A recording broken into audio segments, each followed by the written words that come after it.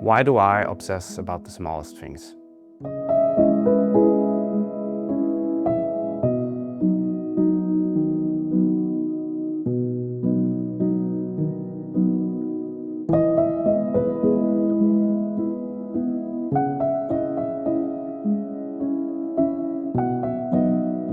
I tend to obsess about things like my health with health anxiety, things around and in the house, and also decisions in my professional life. And I've struggled with that in my adult life for a while now, to an extent where it causes me sleepless nights.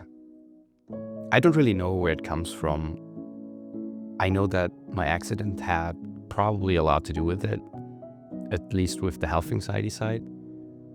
But the trauma and everything that was unreleased, I guess that was a trigger for some things. But I also know that my mom has those obsessive tendencies to a certain degree, so maybe it's something that lays in the family. A couple of years ago, we had a bug in our roof, like a wood bug, and even though the house didn't belong to me at that point, I had the feeling that all of those decisions and things that had to be done were just weighing down on my shoulders. I was obsessing about it. I kept imagining the worst case scenarios, and sleepless nights, lots of anxiety about it. And again, this year I learned about radon. That's not something that's common knowledge here in Austria, even though it should be. And I was totally falling into this wormhole and obsessing about it and just trying to learn everything about it, to an extent where it again caused me anxiety and sleepless nights. And same thing, I obsess about things to a certain point where I can't sleep, where it consumes my day, my thoughts, and I fixate on it even though I know it's irrational. I try to do research, try to learn about it so I understand it and, try to control the situation. My anxiety tries to come up with certain things, with the worst case scenarios that I'm already familiar with from other things. And I can, by trying to learn about it or by trying to read about certain things, Googling, I can, get a temporary relief of it. But in the long term, it will just make it more stressful and worse, up to a point where, I make things up in my head, and even though I know it's irrational, my brain tries to convince me that it is real. One would think that being that precise or meticulous about something is beneficial. Maybe to a certain degree, but it is time consuming. It literally consumes the whole day, all of my thoughts, and it will ruin my day. I spend hours just thinking about it, how to fix the problem, and my anxiety comes up with the worst case scenarios, which again make me more anxious, and I'm trying to educate myself and I'm trying to fix this problem while not being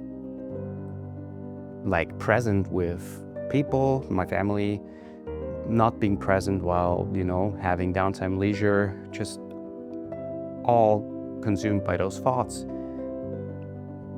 while nothing has changed yet. Being proactive and realizing that I'm obsessing about something early enough helps me a great deal to overall bring down the anxiety and also overall not fall so much into this hole that can be all-consuming. Allowing myself to feel things and just letting it play out and letting it feel out helps me to lower anxiety over the time faster. And also trusting in life and uncertainty, because life is uncertain and some things are out of our control, and that is also part of the journey of recovering from anxiety and learning how to deal with that uncertainty about certain things in life. Something that I had to relearn in the past and something that I'm still trying to master But there are a lot of things you can do, like stop Googling, at least to a certain extent, trying to find out everything about a certain thing. Then also checking whatever you're checking. You don't have to check all the time. You can do it once a day or maybe once every 10 days or whatever. There's so many things that you can do to lower that obsessiveness. And then also sometimes calling it what it is, like literally calling it anxiety or whatever you want to call it, helps to label it and helps to say, okay, this is just my obsessive behavior, this is just my anxiety, this is just my brain trying to, convince me of something. It's not reality. And I think as a man especially, I have a harder time to talk about it, to be open about it, because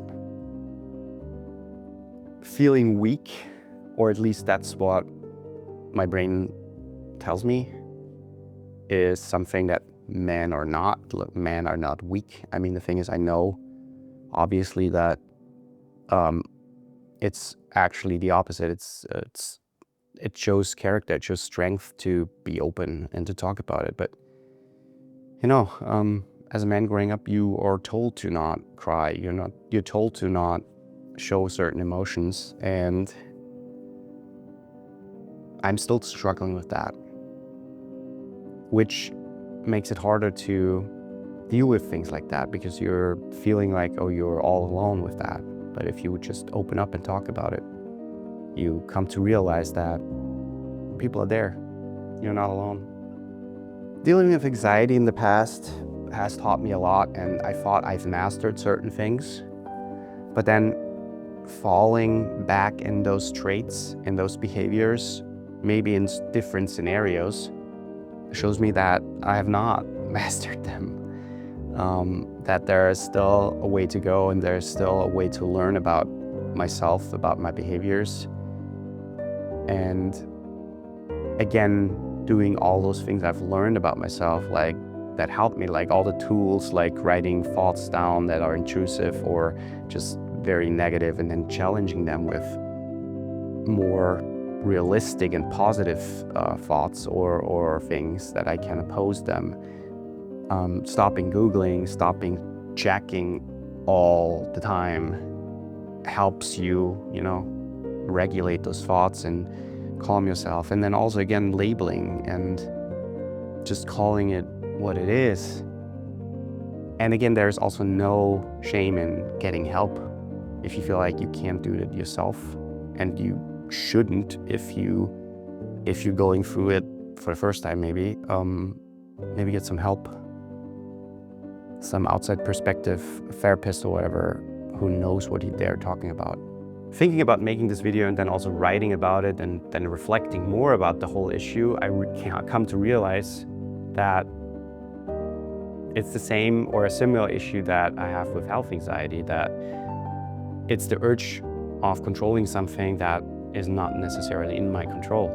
And I wonder if you are also dealing with things like that, not necessarily related to anxiety or something, but just having issues with obsessing about stuff and or controlling things that are not necessarily in your control, and how you do so. Thank you for watching. Thank you for giving me your time. I really, really, really appreciate it. I know I say it all the time, but I value that you take your time and watch my videos, and then maybe also like, comment, and maybe subscribe if you like what I do.